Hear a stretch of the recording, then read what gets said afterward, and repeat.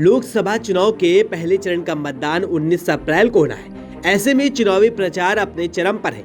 सियासी दल वोटरों को साधने में जुटे हुए हैं। इस बीच यूपी पर सबकी निगाहें टिकी हुई हैं। लोकसभा चुनाव के लिहाज से यूपी काफी अहम हो जाता है।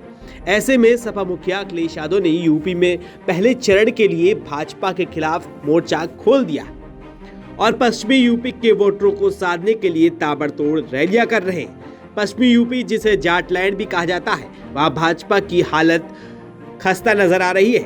चुनाव से पहले जयंत के पाला बदलने के बाद भी उसका खासा असर देखने को नहीं मिल रहा है। दूसरी तरफ भाजपा के खिलाफ क्षत्रियों की नाराजगी भी भाजपा के लिए दोहरी मुसीबत बन गई है।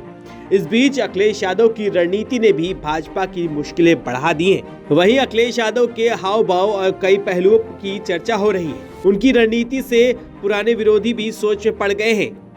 ऐसा इसलिए क्योंकि अगर बीते 4 दिनों के पश्चिमी यूपी में अखिलेश यादव की चुनावी रैली पर नजर डालें तो हर दिन अपने आम दिन के पहनावे से अलग गमछे वाले स्टाइल में अखिलेश यादव नजर आ रहे हैं। अखिलेश यादव की इस गमछा पॉलिटिक्स की चर्चा चारों तरफ हो रही है। उनके इस पहनावे को पश्चिमी यूपी में किसानों और जाट समुदायों से जोड़कर देखा जा रहा है। इसके साथ ही अखिलेश यादव की हर रैली के लिए बन रहे पोस्टर्स पर भी गौर करें तो चौधरी चरण सिंह को भी जगह दी जा रही है।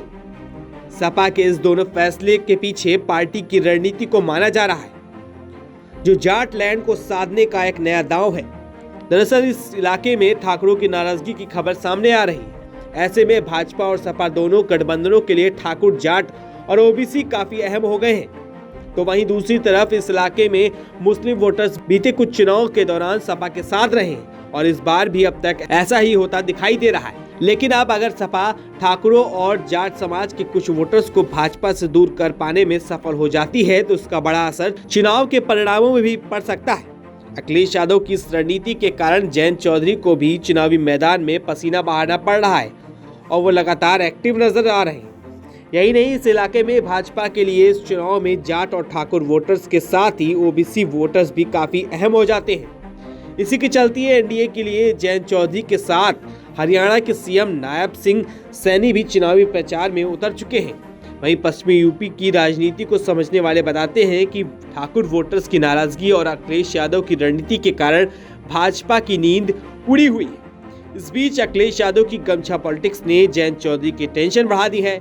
लेकिन अब यह तो आने वाला वक्त ही बताएगा कि अखिलेश यादव के इस दाव से उनको कितना फायदा होता है। तो तब तक के लिए बने रहिए 4PM के साथ।